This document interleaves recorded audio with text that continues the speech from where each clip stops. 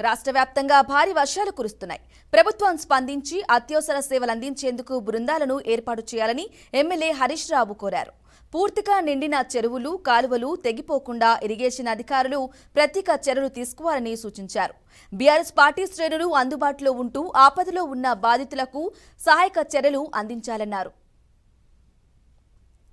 సహాయక చర్యలకు ప్రభుత్వ యంత్రాంగాన్ని మొత్తం అప్రమత్తంగా పెట్టాలని, అవసరమైతే మిలిటరీ బలగాల సహకారాన్ని కూడా తీసుకోవాలని, కొన్ని ప్రత్యేక హెలికాప్టర్లను కూడా ఏర్పాటు చేసుకొని వరదల్లో చిక్కుకున్న వారిని కాపాడడానికి ప్రభుత్వం అన్ని రకాలుగా సిద్ధంగా ఉండాలని చెప్పి కోరుతా ఉన్నాం.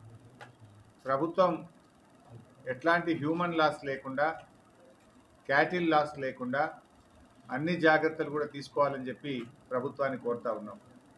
ముఖ్యంగా బీఆర్ఎస్ పార్టీ ప్రజాప్రతినిధులు, బీఆర్ఎస్ పార్టీ నాయకులు, బీఆర్ఎస్ పార్టీ శ్రేణులందరికీ కూడా పార్టీ తరఫున విజ్ఞప్తి ఏంటంటే, ఎక్కడ ప్రజలకు ఇబ్బంది ఉన్నా మీరందరూ కూడా సహాయక చర్యల్లో పాల్గొనాలని, ప్రజలకు రక్షణగా నిలవాలని, ఎక్కడైనా ప్రజలకు ఇబ్బందులుంటే బీఆర్ఎస్ కార్యకర్తలు పూర్తి